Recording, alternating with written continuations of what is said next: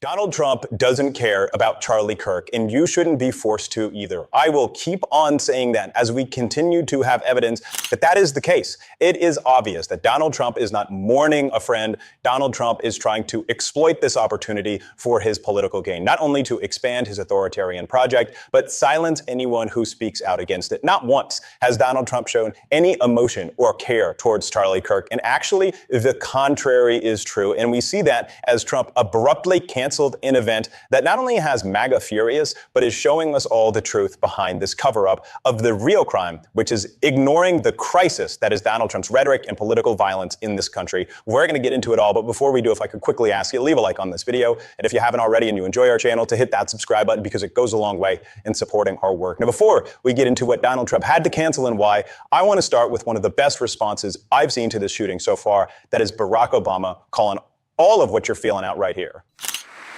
Look, obviously I didn't know Charlie Kirk. I was generally aware of some of his ideas. I think those ideas were wrong. But that doesn't negate the fact that what happened was a tragedy and that I mourn for him and his family. He's a young man with 2 small children and a wife who obviously, and a huge number of friends and supporters who cared about him. And so we have to extend grace to people during their period of mourning and shock. We can also, at the same time, say that I disagree with the idea that the Civil Rights Act of 1964 was a mistake. That's not me politicizing the issue. It's making an observation about who are we as a country. I can say that I disagree with the suggestion that my wife or Justice Jackson does not have adequate brain processing power. I can say that I disagree that Martin Luther King was awful. I can disagree with some of the broader suggestions of that liberals and Democrats are promoting a conspiracy to displace whites and replace them by ushering in illegal immigrants. Those are all topics that we have to be able to discuss honestly and forthrightly, while we still insist that in that process of debate, we respect other people's right to say things that we profoundly disagree with. That's how we should approach this. Now, that is how we need to respond. We should not be mourning this person and elevating their ideology of disgusting hate like it was opinions instead of evil bile used to make money off of clips of debating kids on college campuses. It wasn't about free speech. It was about profit and hurting people. And I'm glad President Obama made that clear. And I'm glad he made clear the failure of leadership from this administration, because there has been none. And I think we desperately need to point that out, especially as Donald Trump doesn't care and, in fact, canceled on the man who he said was such a dear friend. Trump snubs Kennedy Center's Charlie Kirk vigil after a weekend at golf club. Donald Trump was a no-show at Sunday's religious vigil for slain right-wing activist Charlie Kirk. The president spent the weekend at his golf club in Bedminster, New Jersey, according to his White House press schedule. He was seen speaking about Kirk's death on Saturday night during a Hope Through Education gala held at the residence, where he discussed the suspect in Kirk's murder, Tyler Robinson, becoming radicalized.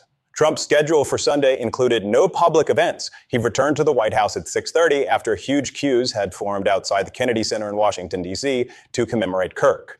The vigil started at 6 p.m. and was attended by 85 members of Congress, as well as key MAGA figures, including Mike Johnson, RFK, and Carolyn Leavitt. While Trump was not present, his presence was felt. During her impassioned speech, Leavitt covered for her boss, stating, "I speak on behalf of the president when I say President Trump loved you, Charlie, so much." Well, clearly didn't care enough to show up. All Donald Trump cares about is political exploitation of this moment. That is what he is focused on. The man not only couldn't leave the golf course, but he couldn't leave the completely empty slots in his schedule to go and just exist, to sit at a Kennedy Center that he has remodeled and said is so great, so fantastic and wonderful. He couldn't have sat there and scarfed down a Big Mac to honor Charlie Kirk. Why? Because the man doesn't care. And he never has. We have to stop treating this like a moment of seriousness from the Republican Party, because it is not. And we cannot allow them to canonize this man, to memorialize him, to make him a martyr. He is not. That cannot be allowed to happen, because it only serves Donald Trump's authoritarian project. And we have to make that very clear. Jasmine Crockett certainly did right here. Do you think the political violence problem on the right is worse than what it is on the left? I think it's a false comparison in the first place. And I think we should have a leader that is responsible enough to denounce political violence, period. It's not about where it comes from. It's about the fact that it is happening. It is never okay. It is never okay if it happens on the left. It is never okay if it happens on the right. And if we had someone that knew how to be an adult in the room, he would say that. But when we look at it, please tell me who is fostering this gun culture? Right? I mean, the reality is that the average person on the left probably couldn't make a shot from 200 yards because they haven't been playing with assault rifles since they were a little kid. Like, that is just the reality of how people on the left typically work. And if we believe that political violence is a problem in this country, if we believe that our children on campuses, just because they want to go out and have a day of free speech on campus, may be subjected to this kind of violence, then maybe we need to start talking about legislation that will keep these types of weapons out of certain people's hands. Now, whether or not this gentleman would have qualified under any type of laws that many of the Democrats have proposed, I don't know. But the reality is that they typically want to say it's somebody with a mental health problem. Well, maybe red flag laws would be helpful in those circumstances. The reality is that we are elected to, at a very minimum, try to do mitigation and try to make sure that everyone, whether they are left, right, in the middle, or non-affiliated, can express their views without this idea that they may be subjected to violence, which a lot of it could actually be prevented. All right, Congresswoman Jasmine Crockett, I really appreciate you coming on and sharing your perspective. This is how we need to be responding and making it abundantly clear what the truth of this situation is. Because it's not just Democrats who see it. Republicans surprisingly do as well. Just listen to Tucker Carlson, of all people, talk about what Donald Trump's real plan is. You hope that. You hope that Charlie Kirk's death won't be used by a group we now call bad actors to create a society that was the opposite of the one he worked to build. You hope that. You hope that a year from now, the turmoil we're seeing in the aftermath of his murder won't be leveraged to bring hate speech laws to this country. And trust me, if it is, if that does happen, there is never a more justified moment for civil disobedience than that, ever. And there never will be. Because they can tell you what to say. They're telling you what to think. There is nothing they can't do to you because they don't consider you human. They don't believe you have a soul. A human being with a soul, a free man, has a right to say what he believes, not to hurt other people, but to express his views. If Tucker can see it, then Democrats in Congress should be able to. That what Donald Trump wants is not to memorialize a friend and think about him, but is to exploit it. And Barack Obama continued to make that clear right here. And so when I hear not just our current president, but his aides, who have a history of calling political opponents vermin, enemies, who need to be targeted, that speaks to a broader problem that we have right now. And something that we're going to have to grapple with, all of us, whether we're Democrats, Republicans, independents. We have to recognize that on both sides undoubtedly there are people who are extremists and who say things that are contrary to what I believe are America's core values. But I will say that those extreme views were not in my White House. I wasn't embracing them.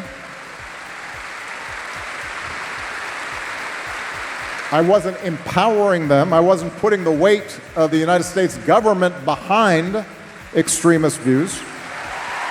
And that is when we have the weight of the United States government behind extremist views, we've got a problem. And so your original question is, are we at an inflection point? We're at an inflection point in the sense that we always have to fight for our democracy.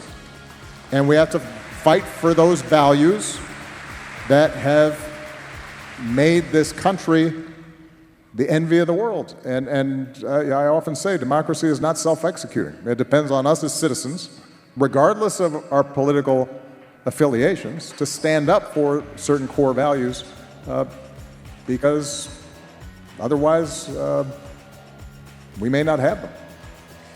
Wow, a lot there to unpack.